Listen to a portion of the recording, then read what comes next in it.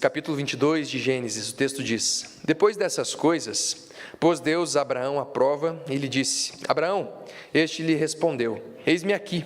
Acrescentou Deus: Toma teu filho, teu único filho Isaque, a quem amas, o teu filho amado, e vai-te à terra de Moriá. Oferece-o ali em holocausto, sacrifica-o ali, o seu próprio filho, o seu filho amado, sobre um dos montes que eu te mostrarei. Levantou-se, pois, Abraão de madrugada, e tendo preparado o seu jumento, tomou consigo 2 dos seus servos e a Isaque seu filho. Rachou lenha para o holocausto e foi para o lugar que Deus lhe havia indicado. Ao terceiro dia, erguendo Abraão os olhos, viu o lugar de longe. Então disse a seus servos: Esperai aqui, com o jumento, e eu e o rapaz iremos até lá, e havendo adorado, voltaremos para junto de vós. Tomou Abraão a lenha para o holocausto e a colocou sobre Isaque, seu filho. Ele, porém, levava nas mãos o fogo e o cutelo. Assim caminhavam ambos juntos, quando Isaque disse a Abraão, seu pai: Meu pai, respondeu Abraão, eis-me aqui, meu filho.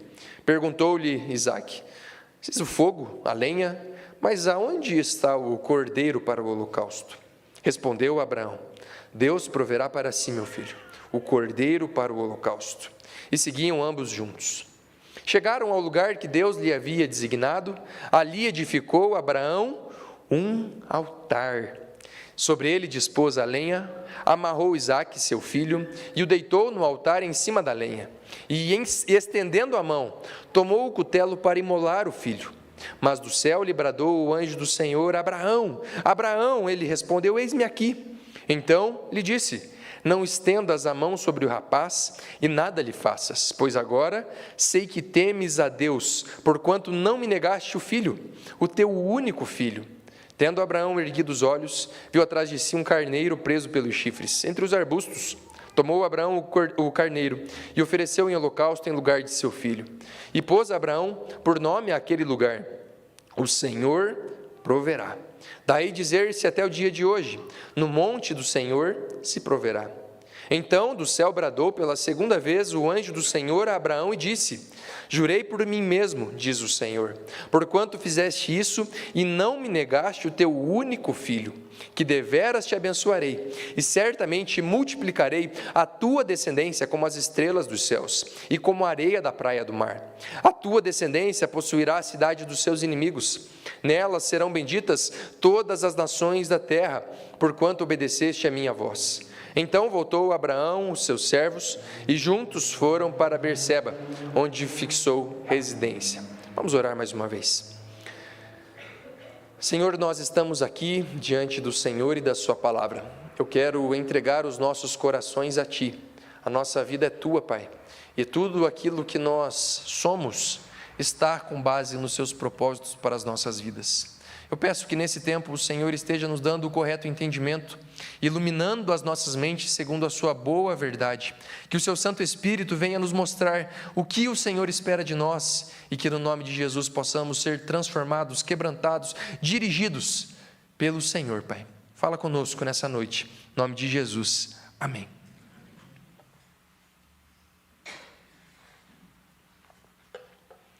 Gênesis capítulo 22 é um dos textos mais desafiadores de serem pregados, tendo em vista a completude dessa narrativa. Como pode Deus Todo-Poderoso pedir que Abraão, o seu servo, aquele que dá início ao povo de Israel, sacrificar o seu único filho? Como pode Deus fazer uma coisa dessas? E aqui eu quero te perguntar, você que é pai, se Deus pedisse o teu filho hoje, mas mais do que isso, porque Ele não pede somente o seu filho, Ele pede que o pai imolasse o seu próprio filho, você estaria disposto a fazer algo como isso? Essa é dentro dessa pergunta que eu quero expor esse texto aos irmãos nessa noite. Algumas informações importantes para que nós possamos entender o contexto desse texto. A primeira delas, o texto diz no versículo 1, depois dessas coisas, o quê? o relacionamento de Deus com Abraão. Se você voltar os outros capítulos, você vai perceber que Deus está desenvolvendo um relacionamento com seu servo Abraão.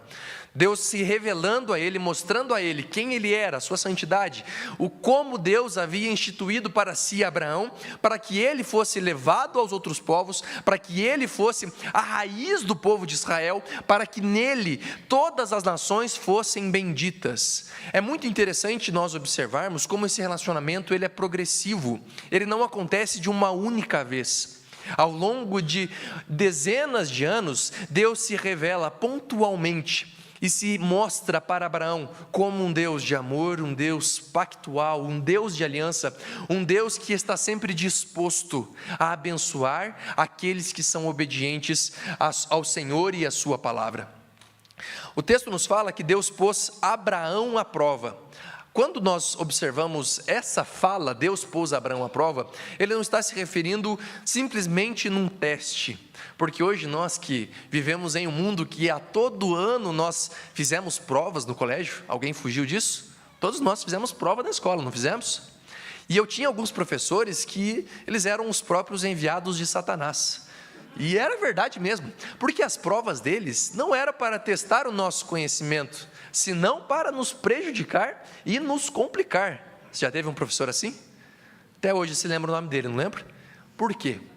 Porque muitas vezes entre nós existem pessoas que colocam essas provas simplesmente para tentar nos derrubar. Aqui no contexto que nós estamos observando, a prova que Deus propõe a Abraão não é uma prova como um teste como esse, de alguém que está tentando prejudicar outra pessoa, mas um teste de alguém que está tentando provar o valor e a fé de um servo fiel. Ou seja, Deus está provando a qualidade da fé de Abraão. O texto continua e nós observamos a única fala na primeira seção desse texto. Abraão, este lhe respondeu: eis-me aqui. Essa é a única fala de Abraão, na primeira parte, na primeira seção desse texto. Deus, ele pede a vida do filho de Abraão, e a única coisa que ele responde é: eis-me aqui. Hoje, almoçando junto com meu pai, eu falei que pregaria esse texto, e ele me falou assim: Léo, nem pregue esse texto, por conta tão pesado que ele é. Mas ele me disse o seguinte, ele falou assim: Deus, ele pediria para nós o nosso filho? Eu falei: pai, o senhor teria coragem de me matar? Mãe, você teria coragem de me matar? Eles não me responderam, mas pelo que eu entendi, não. Mas Abraão, ele não tenta ponderar com Deus. Meu pai falou assim: eu ia tentar negociar com Deus. Abraão, ele não pondera. Deus, vamos lembrar aqui, o Senhor falou que eu teria um filho, aguardei essa promessa durante 30 anos, meu filho, na minha velhice, chegou, Isaque, o filho com a minha mulher amada, Sara, e agora o Senhor está pedindo ele. Deus, será que o Senhor quer mesmo matar o meu filho? Se a gente fosse pensar um pouquinho, né? O 6º mandamento diz o quê? Não matarás. Deus, daqui a uns anos o Senhor vai revelar para nós a sua lei, e ela diz o quê? Não matarás. O Senhor está querendo matar uma pessoa, é isso mesmo? Abraão poderia ter ponderado com Deus, mas o que ele faz? Eis-me aqui. E essa é a primeira lição que eu quero trazer para você, irmãos. Quando Deus chama homens, mulheres, servos fiéis para determinada ação, e pode ser qualquer que seja mesmo, a nossa resposta precisa ser uma única só. Que resposta é essa? Tem poucos servos aqui. Qual que tem que ser essa resposta? Se Deus te chamar nessa noite, ou em qualquer momento da sua vida, não pondere contra isso. Que a sua fala: Senhor, eis-me aqui. Eu não sei qual é o propósito disso, mas eis-me aqui. Homens e mulheres de Deus, servos fiéis, sempre responderam dessa maneira ao nosso Senhor. Outra informação importante, Deus, ele fala para Abraão: toma teu filho, teu único filho Isaque, a quem amas, e vai à terra de Moriá. Duas coisas aqui nesse versículo. A primeira delas, o texto diz: acrescentou Deus. No hebraico está: acrescentou Elohim. Elohim no hebraico é uma referência ao Deus Criador, o Deus que criou todas as coisas. Ou seja, é uma referência a Deus mais distante. Podemos dizer de alguém que sabe quem é Deus, mas que não têm uma intimidade ainda com Ele. Ou seja, se eu não sei quem é Deus no mundo hebraico, lá na antiguidade, e eu quisesse me referir ao Deus que criou todas as coisas, eu o chamaria de Elohim, um Deus mais distante. Segunda informação importante nesse versículo, o texto diz: vai à terra de Moriá, oferece-o ali em holocausto sobre um dos montes que eu te mostrarei. A segunda informação é que nada que acontece na palavra de Deus acontece como acaso, como fruto da aleatoriedade. Não. Tudo o que acontece na história bíblica, ela tem um propósito. E quer ver que propósito é esse? Abra sua Bíblia comigo em 2 Crônicas, capítulo 3, versículo 1. Esse texto é quando o rei Salomão ele começa a construir o templo de Jerusalém. Olha o que diz o versículo de número 1.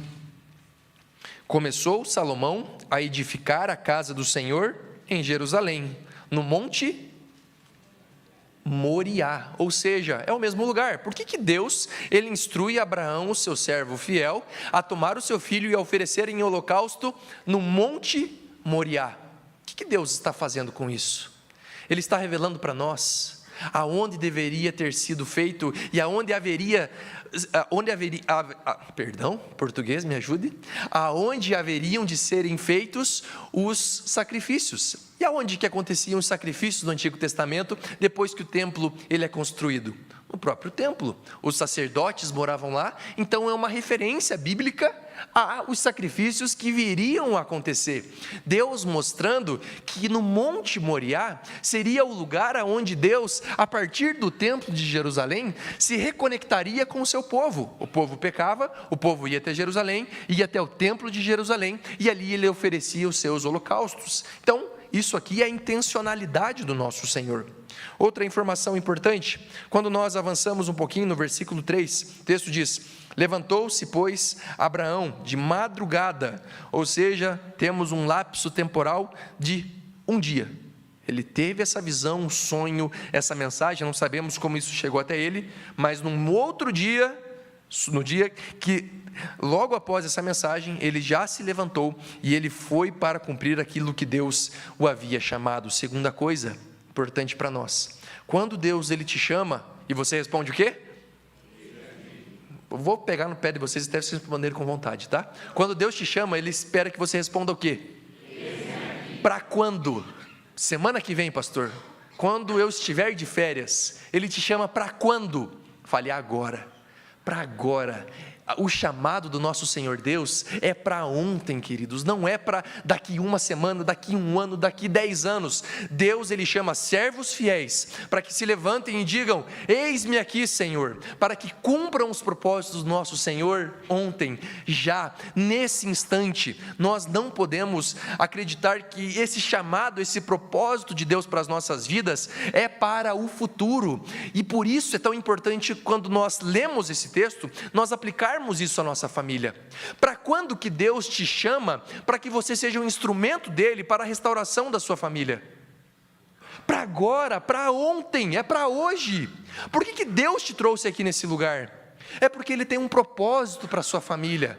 Por que Deus ele te trouxe para ouvir esse texto? Porque Ele deseja que você entenda que o chamado dEle para a sua vida é um chamado eficaz, e que nesse chamado nós podemos cumprir os propósitos do Senhor. E quando nós fazemos isso, por mais impossível que seja aos nossos olhos, nós somos sustentados pelo nosso Senhor. O texto continua. Depois de 3 dias, então Abraão ele vê o lugar, o Monte Moriá, e ali então ele fala para os servos ficarem, e ele subiria ali então com o rapaz. O texto destaca Abraão falando para os rapazes que estavam com ele: fiquem aqui, eu e o rapaz subiremos, adoraremos ao Senhor e voltaremos.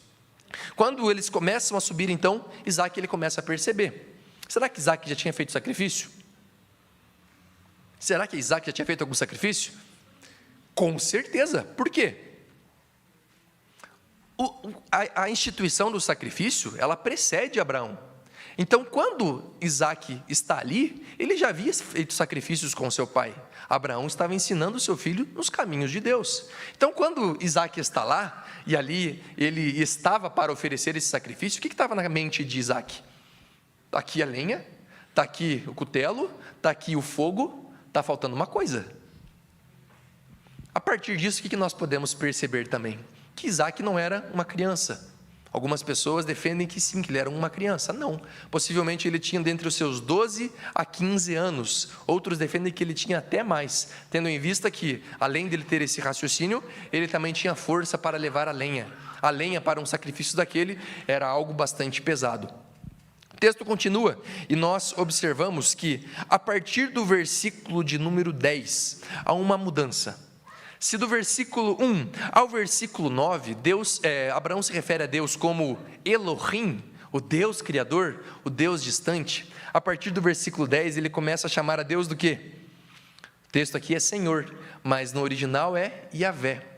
Quando ele chama Deus de Yahvé, ele está apelando ao Deus da aliança, ao Deus pactual, a alguém que tinha uma aliança com Deus, alguém que já conhecia a Deus, alguém que tem um relacionamento saudável com o nosso Senhor, alguém que tem intimidade com Deus. A maneira como Abraão se refere a Deus, ela muda, ela é transformada. Quando nós percebemos isso, queridos, nós percebemos então que o nosso Deus, Ele conduz toda essa história para que a sua glória seja revelada no relacionamento de um pai para com um filho. E é sobre isso que eu quero falar com você. À luz desse contexto, nós podemos perceber que num relacionamento com pai e filho, nós podemos extrair 3 lições preciosas. A primeira delas, num relacionamento bíblico de um pai fiel a Deus, de um filho fiel a Deus, nós podemos perceber o amor, nós podemos perceber a fé e nós podemos observar o sacrifício. São esses os 3 elementos dessa lição tão preciosa. Eu quero que você aplique cada uma delas na sua vida e na sua relação familiar. A primeira delas, nós observamos que a primeira lição que é central nesse texto é o amor. Como Deus, Ele chega até Abraão e Ele institui esse sacrifício. Num primeiro momento nós podemos pensar, Deus não ama Abraão, porque se Deus amasse Abraão, Ele nunca submeteria um servo fiel a esse tipo de situação. Deus não ama Abraão. Mas não, nós percebemos que em todos os momentos desse texto que nós acabamos de ler, o que está em voga é Deus revelando o maior de todos os amores possíveis e imagináveis nesse mundo. O amor do pai para um filho. Um amor que excede todo e qualquer entendimento humano. Um pai hoje por um filho faz o quê? Qualquer coisa. Eu falei que essa semana eu passei sofrendo com meus filhos, né? E eu fiquei pensando, se meu filho me pedisse assim, filho, pai, eu quero teu olho. Agora, está aqui, ó. Eu quero teu outro olho. Filho, está aqui. Por quê? É o maior amor que eu tenho no meu coração, o amor de um pai para um filho. Nós observamos então que Deus ele está conduzindo Abraão para um relacionamento ainda mais profundo com ele e que isso atingiria o próprio filho Isaac. Quando nós percebemos como Deus ele está conduzindo essa história, nós percebemos que esse amor que está em voga, em pauta aqui, é um amor diferente do amor que nós encontramos nos nossos dias. Sabe por quê? Porque eu sou pastor de jovens, adolescentes, crianças, e eu atendo essa faixa etária desde 2013, quando eu fui líder do Grudados aqui nessa igreja. E uma das coisas, pais e filhos, que eu mais ouvia, situações problemáticas de traumas, crises, de filhos que não tinham recebido o amor do pai em casa. E quando eu falo pai, eu estou falando mãe também, tá bom? Filhos que cresceram sem nunca ouvir o pai dizendo, filho, eu te amo. Filho, eu daria a minha vida por você. E não é um caso, queridos, não são 2, são inúmeros. Nós observamos na nossa cultura que muitos pais entendem que a melhor maneira de se amarem os filhos é você trabalhar. Conhece algum pai assim? Eu nunca disse que te amo, mas nunca faltou nada aqui em casa. Já ouviu isso? Eu já ouvi. Isso é amor, queridos? De certa forma é sim. Gary Chapman, nos 5 linguagens do amor, diz que sim. Mas, biblicamente, a ausência, ela é justificativa para qualquer amor? Nunca será. Nunca será. Certa vez, um jovenzinho, devia ter ali os seus 12 anos de idade, ele, na escola, começou a aprender matemática. E esse molequinho estava muito feliz, porque ele começou a fazer cálculos assim, que ele nunca imaginou que um dia ele fosse conseguir fazer. E aí, a história nos conta que ele, na escola, ele chega para a professora dele e fala assim: professora, eu preciso de um cálculo muito específico. Aquela professora falou: claro, que cálculo que você precisa de ajuda? É o seguinte, o meu pai, ele ganha R$5.000 por mês. E eu queria saber quanto que isso equivale a uma hora quanto equivale a uma hora de serviço dele. A professora fez o cálculo ali, aproximadamente R$31. Aquele menino, então, ele voltou para sua casa e ele começou a pensar: como eu vou ganhar dinheiro? A mesada dele era curta, não dava para muita coisa, a não ser o lanche da escola. E ele pensou: como eu vou ganhar dinheiro? Como eu vou ganhar dinheiro? E ele começou a fazer uns bonequinhos. Sabe aqueles bonequinhos de biscuit? Ele começou a fazer isso, de personagens. Então, fazia aqueles personagens de desenho. Ele ia para a escola, vendia R$3 cada bonequinho. Ia vendendo, ia vendendo, ia vendendo. Ele conseguiu juntar R$90. Ficou cheio, ricaço aquele molequinho. Nunca tinha visto tanto dinheiro. E a história nos conta que aquele menininho, então, ele chega até seu pai e ele fala: pai, você me ama? Ele: é claro, filho, que eu te amo. Então, pai, eu quero te fazer uma proposta. O senhor ganha R$5.000 por mês, né? Ele: ganha, filho, isso mesmo. Pai, eu tenho aqui R$90, isso equivale a 3 horas do seu trabalho. Amanhã, o senhor pode, ao invés de ir para o trabalho, ficar aqui em casa comigo? Aquele pai ficou totalmente desconcertado, porque tinha uma mensagem por detrás disso. Porque por mais que aquele pai desse tudo para aquele filho não tinha aquilo que mais tinha valor. E aqui eu quero falar para você, irmãos, o que mais tem valor na vida de um filho é a presença de um pai. Eu vou aproveitar esse momento e pedir licença ao nosso presbítero João. Mas o João uma vez me contou uma história dele com o seu filho Júnior. Vou resumir essa história. Mas o que aconteceu? O João sempre teve uma vida abastada em determinado momento da sua vida. Cresceu, ganhou muito dinheiro, sempre tinha o carro do ano. Certo momento a vida dele teve uma curva, ele perdeu tudo aquilo que ele tinha conquistado. E de um homem que se preocupava em ter todas as coisas para dar para os seus filhos, ele se viu andando na chuva, com seu filho na garupa, segurando o guarda-chuvinha, porque ele não tinha um carro naquele momento para o levar até casa. E ele conta que naquele momento, com seu filho nos ombros, ele chorava, pensando: o que eu estou fazendo com meu filho? Ele é aqui. E ele conta que durante esse caminho que ele estava trilhando para sua casa, eles estavam cantando uma música, não lembro exatamente qual é a música, mas era algo parecido com: eu tenho um tesouro, eu tenho sim, mais ou menos isso. E aí então, passado o tempo, a história tinha passado, perguntaram para o Júnior: qual foi o dia mais feliz da sua vida? E o Júnior não pensou duas vezes, ele disse: foi o dia que eu estava nos ombros do meu pai, na chuva, cantando com ele. O que isso conta para nós, queridos? Que, em primeiro lugar, os nossos filhos não esperam de nós brinquedos, não esperam de nós que nós os coloquemos na melhor escola, que nós demos a eles as melhores roupas. O que os nossos filhos esperam de nós é o quê? A nossa presença, o nosso amor. E é isso que nós observamos aqui nesse texto. Quando nós observamos a reação de Abraão ao chamado de Deus, o que nós percebemos?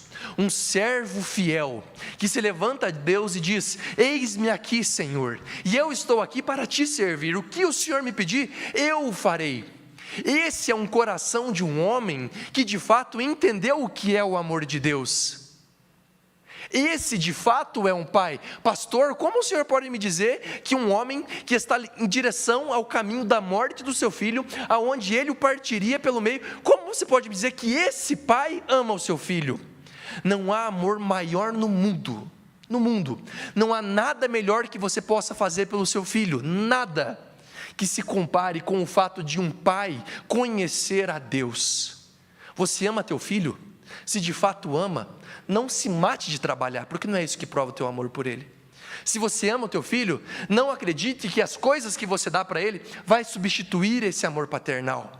O que de fato faz com que homens olhem para o céu e digam: eu amo meu filho, é o fato deles conhecerem a Deus.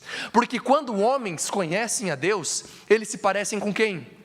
Com o próprio Deus. E quando homens se parecem com o próprio Deus, eles se tornam um sacerdote dentro da sua casa, que conduz os seus filhos à presença de Deus.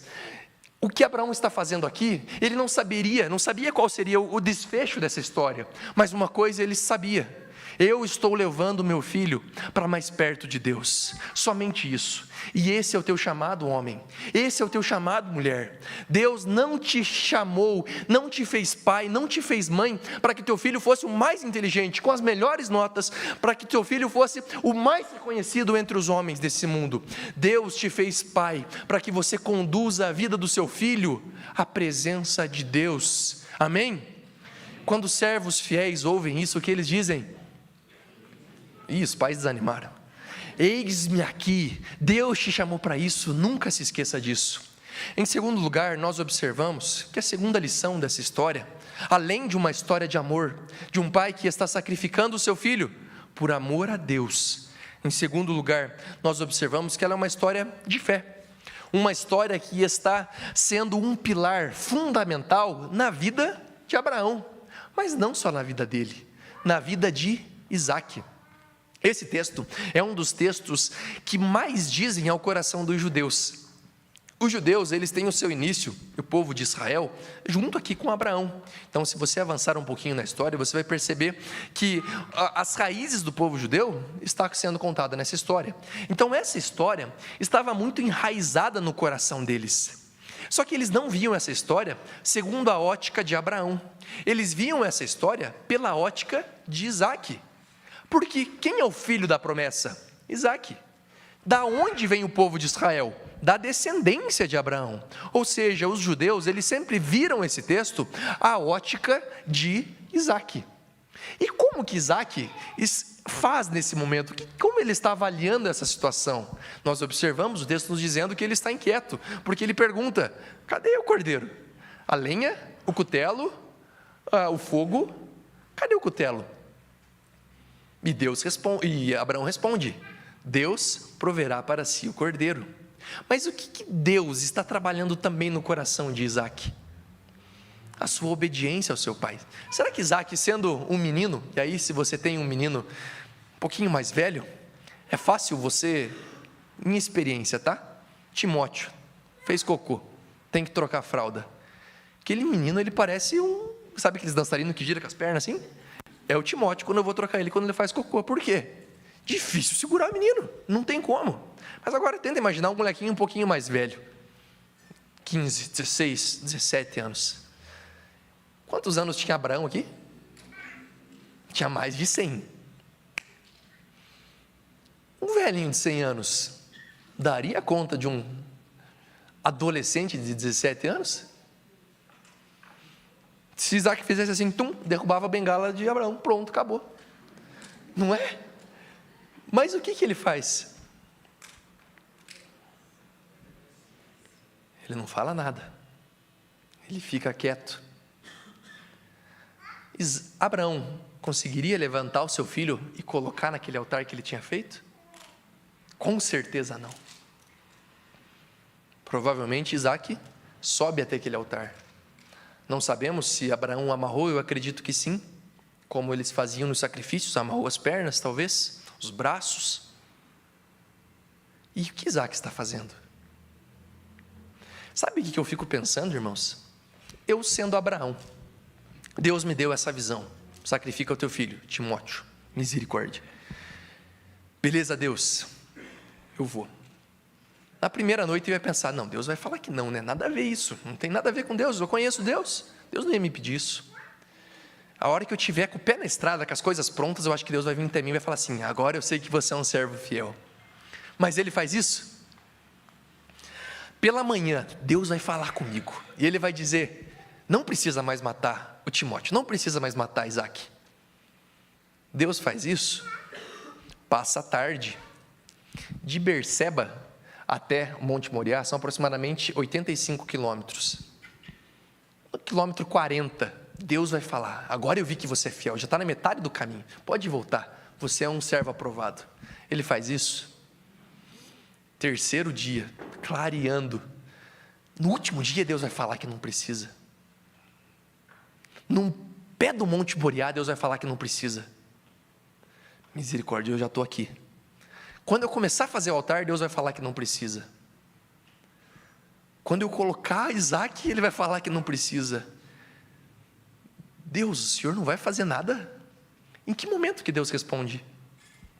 A cena que nos é traçada aqui pelo narrador é Abraão com o cutelo no alto, quando ele está pronto para partir o seu filho ao meio. É nessa hora, é nesse momento que Deus fala: Abraão, Abraão, pare. Agora eu sei que você não negou o seu próprio filho, o seu único filho, o seu filho amado, por amor de mim. Irmãos, Deus está ensinando o que de fato é fé para Isaac. Deus está ensinando para um filho o que de fato é você crer naquele que pode fazer nova, naquele que pode transformar o impossível em possível. É o fato que Deus está mostrando para Isaac e para Abraão, que o nosso Deus é um Deus que nos ensina a ter fé. E sabe qual que é uma das coisas que nós menos temos hoje? Fé. Quando nós olhamos para os nossos tempos, uma das coisas mais claras que nós observamos é pessoas que acreditam que elas têm o poder suficiente para delimitar qual será a sua vida, quais caminhos elas seguirão, qual será a criação dos seus próprios filhos. Nós observamos pessoas que, pais aqui, eu me coloco junto, que fazem de tudo para cercar esse filho, para garantir que ele não caia, porque assim ele vai se machucar. O texto bíblico ele tem um posicionamento totalmente contrário. Primeiro, de quem é Isaac? Deus. Isaac é de Abraão? Nunca foi. De quem é o teu filho? É teu? Nunca foi. Os filhos são herança do Senhor, não é herança que você ganhou. Nossa, agora é meu filho, eu faço o que eu quiser. Não, você será cobrado pela educação e pela criação que você deu ao teu filho. Quando nós olhamos para o que é fé nos nossos dias, nós vemos homens e mulheres que estão preocupados com todas as coisas, menos com aquilo que é central na nossa vida, menos com aquilo que é a prioridade máxima das nossas vidas. Eu nunca vejo pais falando: filho, você pode faltar aula, mas o que eu sempre vejo é: filho, você pode faltar o culto jovem, filho, você pode não ir nas atividades da igreja, filho, hoje você não precisa acordar na EBD, afinal, você acorda todo dia de manhã, no domingo, vamos dormir, vamos para a igreja só à noite. Irmãos, isso é falta de fé. É porque você não conhece quem de fato é Deus, porque se de fato você conhecesse quem é Deus, você saberia o que Deus espera de você, pai. E a tua função como pai não é fazer com que o seu filho seja o melhor filho do mundo, o mais lindo de todos, não. A tua função é fazer com que o teu filho conheça a Deus. Essa tem que ser a sua oração. Meu filho vai passar no vestibular? Não sei. E se não passar? Não tem problema. Eu prefiro meu filho burrinho no céu do que um prêmio Nobel no inferno. É verdade ou é mentira? Eu espero chegar um dia nos céus e estar com todos os meus filhos lá, e eu ter sido instrumento, não outra pessoa, eu, a minha esposa, nós termos sido os instrumentos para que eles venham a conhecer a Deus. Essa é a nossa missão, essa é a nossa missão como pais em relação aos nossos filhos, e isso é fé, é você conhecer o Deus o qual você professa a sua fé. Quando você conhece o Deus que você professa a sua fé, qual é a prioridade máxima da sua vida? Fazer com que os seus filhos conheçam a Deus. Apenas isso, apenas isso. E aqui eu quero te perguntar, pai e mãe, como você tem feito isso? Como você tem avaliado essa sua missão dentro da sua casa? O texto nos mostra que Abraão abriu mão de tudo, do seu único filho, mas levou o seu filho no altar do nosso Senhor para o sacrificá-lo, porque ele o amava tanto que estava pronto a sacrificá-lo por amor a Deus. O texto nos mostra uma terceira lição. A terceira é o sacrifício. O texto nos fala então que naquele momento em que ele está com o cutelo, o próprio um anjo do Senhor, enviado pelo próprio Deus, ele vem até ele e fala: Abraão, Abraão, você não precisa fazer isso. Agora eu sei que você de fato me ama. Nas palavras do próprio texto. O texto diz assim, versículo de número 12: Então disse: Não estendas a mão sobre o rapaz, e nada lhe faças, pois agora sei que temes a Deus, porquanto não me negaste o filho, o teu único filho. Nós observamos essa terceira lição, o sacrifício. Abraão, possivelmente, ele tinha sonhos para Isaque. Ele era o filho da promessa. Ele seria aquele que viria a cumprir tudo aquilo que Deus havia determinado na sua promessa a Abraão. Abraão, nesse relacionamento que ele tinha com Isaque, ele o amava tanto, que ele estava pronto a entregar então o seu filho para o nosso Senhor. E quando nós falamos em sacrifício, nós, à luz de uma cultura extremamente relativista, nós percebemos também que a palavra sacrifício ela tem perdido o seu valor. Por quê? Porque para os nossos dias hoje, o sacrifício é você ter filho. Já ouviu alguém falar isso? Quando eu falo para as pessoas que eu quero ter 6 filhos, e eu ainda quero, viu? Já estou no segundo. Todo mundo fala: você vai ver quando vier o segundo, você vai ver quando vier o terceiro. Já estou no segundo, me esperem. Amém, amor? Pela fé. Mas hoje as pessoas consideram os nossos filhos o quê? Como o sacrifício, como o problema. Irmãos, eu já conversei com tanto pai, que me diz assim: pastor, não, porque agora meu filho está fazendo futebol, natação, vôlei, basquete, handebol, ele está fazendo xadrez e inglês. E eu, meu Deus, aí vai virar o Superman, né? É o cara. Mas no final das contas, por que ele estava fazendo todas essas coisas? A primeira delas, não tinha tempo para ficar com ele. Então delega para outras questões. Segunda coisa, e a pior delas, meu filho, ele fica muito aceso em casa. Então eu tenho que cansá-lo durante o dia, para que à noite a gente possa dormir. E eu já ouvi isso, queridos, eu já ouvi de gente crente falando isso. E lá em casa é só pela misericórdia do Senhor, porque veio o Timóteo, e o Timóteo hoje, num dia bom, ele acorda 3 vezes na madrugada. Ele já sabe, ele fala: papai, mamá, me bate, é eu que tenho que levantar. 3 vezes, abro uma madeira, coloco lá um mamazinho, dou para ele 3 vezes, toda noite. Aí que eu pensei, que é o que todo mundo fala: o segundo você vai dormir, vai ser uma bênção.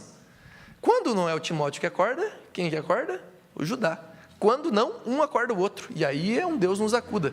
Clarice dá dó, já vi várias vezes ela dormindo sentadinha com o nenê. Por quê? Não sei, Deus que fez eles assim, mas nós estamos sofrendo. Dá vontade de botar em todas essas coisas, para dar 7 horas eles estarem assim, com o olhinho virando? Dá, é óbvio que dá, para nós fazermos as nossas coisas. Mas o que isso revela no meu coração? Que eles dão trabalho. Mas, parafraseando C.S. Lewis, crianças não dão trabalho, crianças são o trabalho. Vendo a luz da ótica de Abraão, Isaque não é um sacrifício, ele é o sacrifício. Como está a tua relação com o teu filho hoje?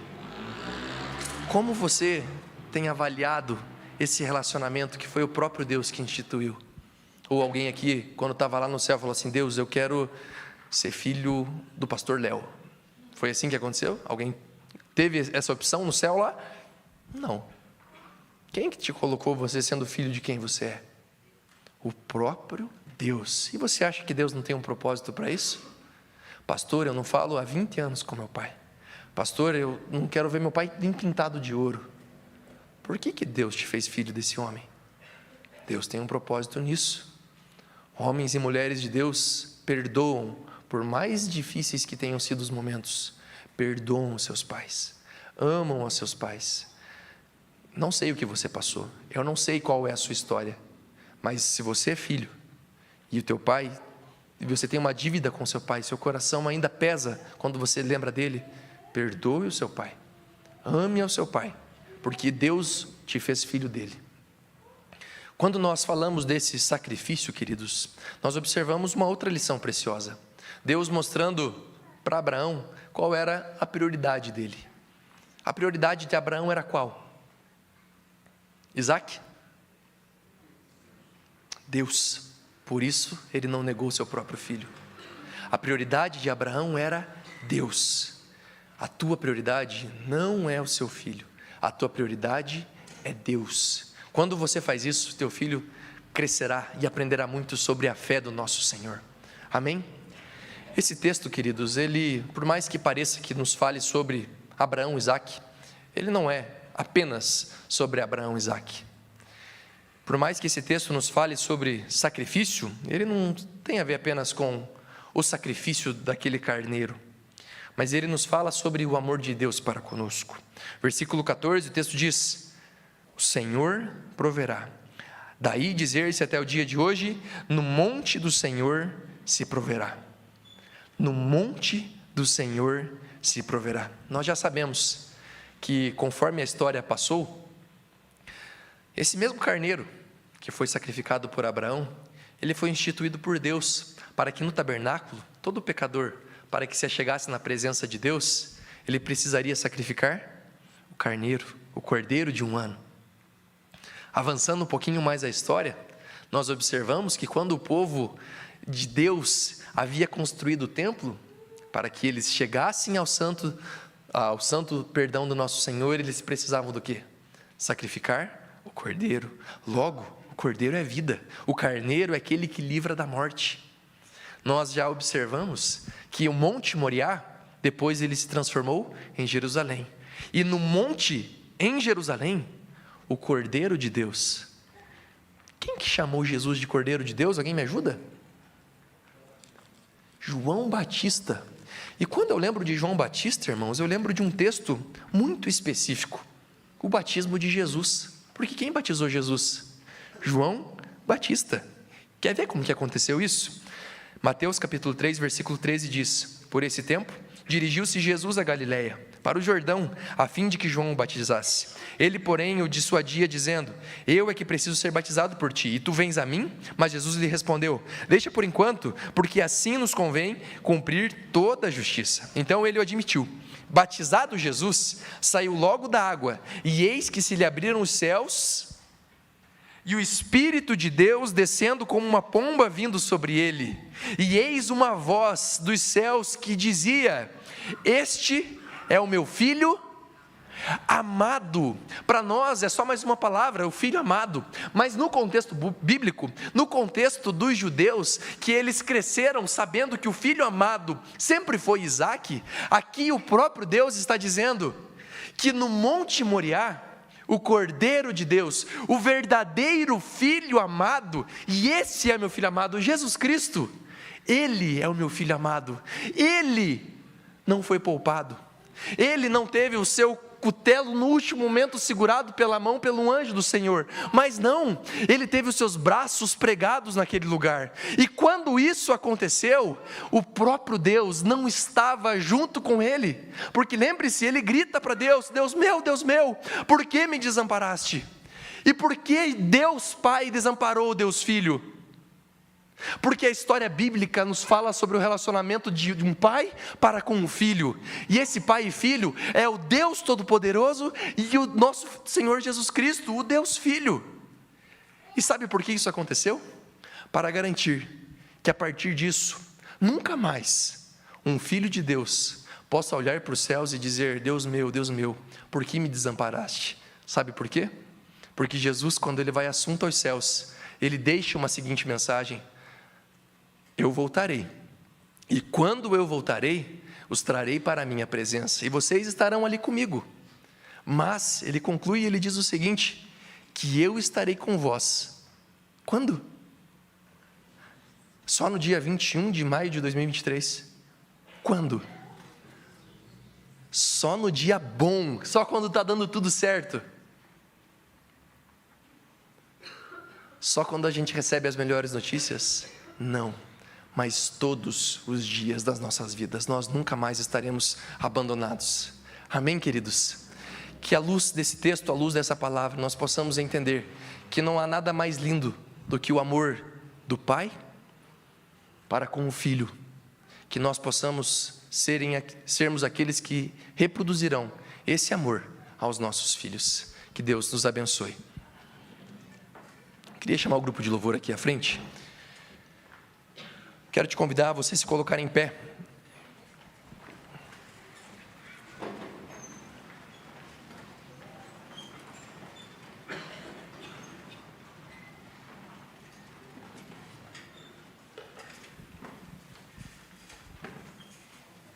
Feche seus olhos, curva sua cabeça.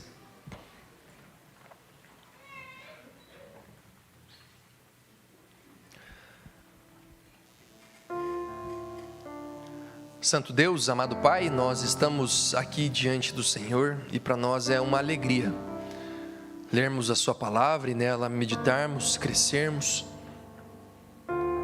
Pai, eu peço que nesse momento o Senhor esteja tratando ao coração de cada homem, cada mulher, de cada filho, de cada pai, aqui neste lugar. Que no nome de Jesus, Pai, não sejam os traumas que direcionem a nossa vida, que não sejam as nossas lembranças daquilo que vivemos ou não vivemos nas nossas casas, que não sejam, Pai, as más notícias, que não sejam também as boas notícias, Pai, que não sejam as coisas que ganhamos ou que deixamos de ganhar. Nós te rendemos graças e glórias, Senhor, porque o que nos move, o que de fato faz com que nós possamos perdoar um pai abusador, perdoar um pai ausente, perdoar um pai que nunca esteve presente nos momentos mais difíceis. Eu peço que o Senhor nos ajude também, Pai, a perdoar aqueles que dentro do nosso vínculo familiar nos ofenderam, marido, esposa. Que no nome de Jesus, Pai, o Senhor esteja nesse momento criando dentro de cada um de nós não um coração soberbo, orgulhoso, mas um coração humilde, de um servo fiel que diante do seu chamado nessa noite levanta as mãos para os céus e diz: eis-me aqui, Senhor, eu estou pronto para te servir. Que no nome de Jesus aqui, nesse momento, famílias sejam restauradas, corações sejam restaurados, pessoas que ao longo de toda uma vida derramaram lágrimas por aquilo que experimentaram dentro da sua casa, que nessa noite essas feridas sejam curadas e tratadas, e que a partir de hoje o Senhor seja o centro do amor, o centro da fé e o centro do sacrifício. Nos ajuda, Pai, a ver a nossa família com intencionalidade e entendendo que nós fomos ajuntados pelo Senhor conforme a sua boa vontade. Nos ajuda, Pai, a nós nos rendermos a Ti, a nós a entendermos que a sua vontade é melhor para as nossas vidas, e como é bom o Senhor nos livrar da nossa vontade. Nos ajuda, Pai, a ter um coração como o Teu, quebranta os nossos corações, cura as nossas almas e nos ajuda a sermos a cada dia mais parecidos com o Senhor. Que a nossa prioridade seja o Senhor e a Sua palavra, em nome de Jesus, amém.